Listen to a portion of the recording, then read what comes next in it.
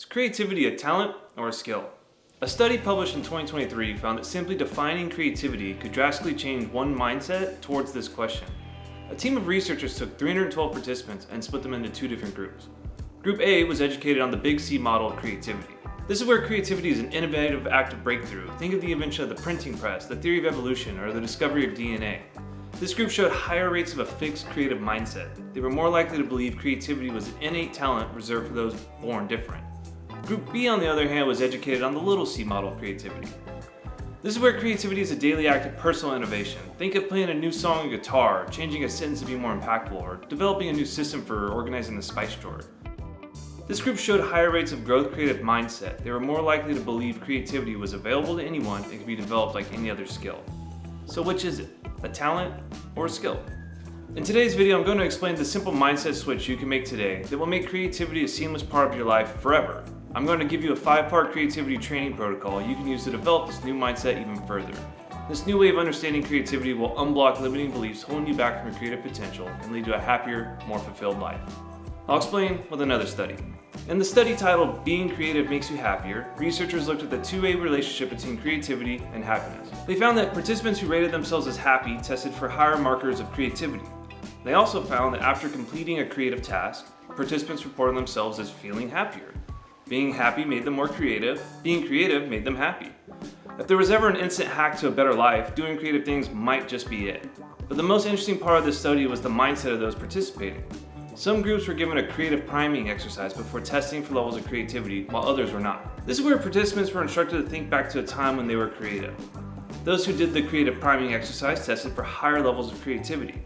And just think about that for a moment. Just changing your mindset to seek out proof you're creative makes you more creative. So what does this all mean for you? Beliefs matter. The big problem with beliefs around creativity stems from a lack of understanding about what it actually is. Most people liken it to art or genius. They see a Picasso painting or an Einstein theorem and think to themselves, I could never do that. Their mindset is fixed and they believe they weren't born with the right genetic material to achieve that level of genius. But as we saw in the first study, those who saw creativity as a daily part of their lives were more likely to believe it's a skill that could be developed over time. They may not be at Picasso's levels now, but maybe with enough practice they could reach those heights. They have a growth mindset and believe genetic material is just the starting point. But notice these are all just beliefs. So what's the real definition of creativity? Creativity is the act of producing novel and useful ideas. That's it. If the ideas are novel and useful to the world, like the theory of evolution, then they are a big C creative act. If the ideas are novel and useful to you personally, then it's a little c creative act. This could be as simple as creating a new grocery list to save time at the store. If it's new and useful to you, it's an act of creativity. And all this is to say creativity is a spectrum, and it presents us with a choice. You could choose to believe creativity is a talent reserved for the genetically gifted, or you could choose to believe that creativity is a skill that could be developed. If it's a talent, you can't do anything about it, and you're doomed to the plans of this universe. If it's a skill, you have autonomy and can choose to create a life you deem worth living. The choice is yours to make. I've already made mine. Rowlands Razor. When deciding whether a behavior, aptitude, or trait is due to nature or nurture, choose nurture. Nature absolves responsibility. Nurture empowers change. And yes, I've made up my own razor. Let's just call it an act of little c creativity. Now look, I'm not talking about sexual preferences or deep-rooted identity ties here. I'm talking about things like IQ, creativity, and discipline. All the easy to hide behind narratives we tell ourselves so that we don't have to accept that by doing the hard work we could change. I'm not smart. I'm not creative. I don't have self-discipline. Any of these things could easily be chopped up to born this way, but we all know it's a lie. Every human brain is capable of learning. Every human brain is capable of thinking. And every human brain is capable of doing. Creativity is a narrative. A fixed mindset says, I wasn't born that way, therefore I can't. A growth mindset says, if someone else can do it, then I can too. And a creative mindset says, I have no clue if this is possible, but I'm gonna try. Whenever you think about a new possible future for yourself, you engage in a creative mindset. Whenever you daydream about what you'll say to your crush, you engage in a creative mindset. And when you take action on an idea, you operate within a creative mindset. And the more you operate within a creative mindset, the happier you will feel. And the happier you feel, the more creative you will be. It's a virtuous cycle. The only mindset switch you have to make to jump in that cycle is to believe you're creative. That's it. But if you want to take developing your creative potential more seriously, I've got a protocol you can start with to train it. These are all things I do regularly, some of them even daily. So I know they can help you connect the dots in your ideas better if you continue to practice them. They've helped me a lot, and I'm positive they'll help you as well. The Creative Training Protocol. Creative journaling.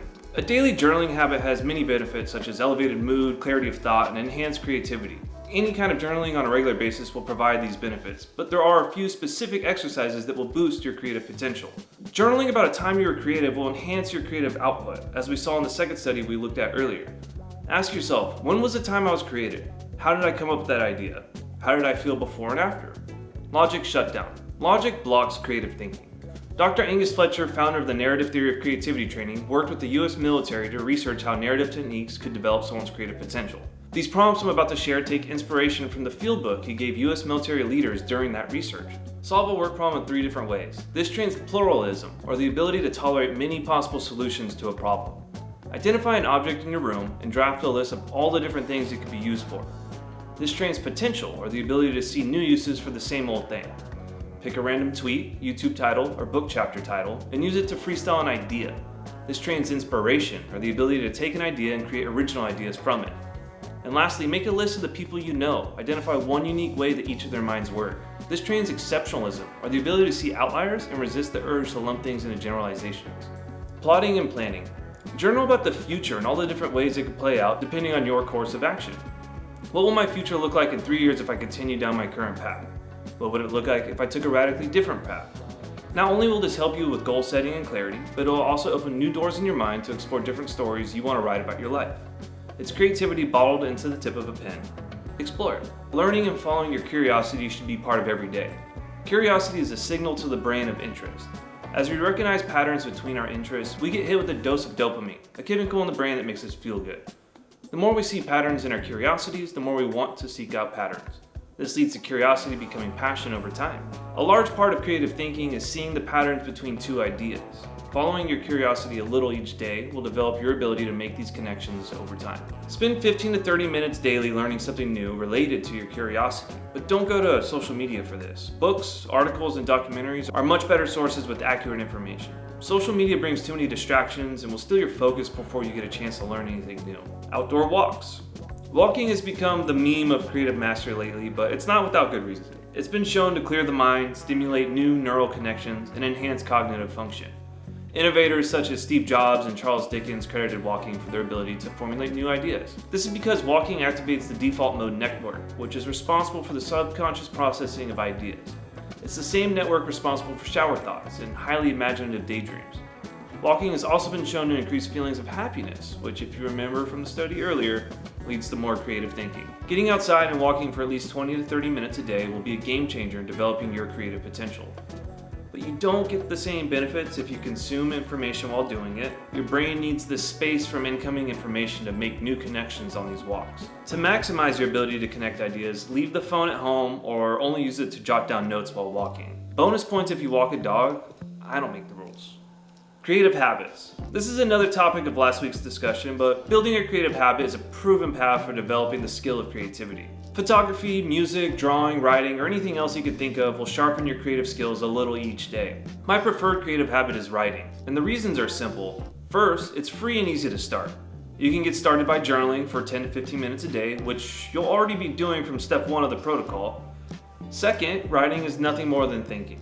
Learning how to write better is simply a matter of learning how to think better. It also happens to be the foundation of everything on the internet. All of content starts with writing. Emails, tweets, articles, threads, blog posts, video scripts, you name it, it starts with writing. It broadens your opportunities by sharpening your communication skills. And third, by training your ability to think better, you're training your creative capacity to connect ideas. And remember, more connections means more good dopamine. More good dopamine means a happier you. At the end of the day, choose a creative habit that truly interests you and sparks your curiosity. You're more likely to stick with something if it was your choice and not someone else's. The 3 I's method. Every day log 3 things. 3 insights or things you learned during the day, 3 iterations or plausible next steps to apply that information to your life, and 3 ideas or inquiries to write about or explore further. This daily habit has completely changed my life over the last few months. It guarantees I'm always following my curiosity and learning. It forces me to think of ways to apply that information to my life.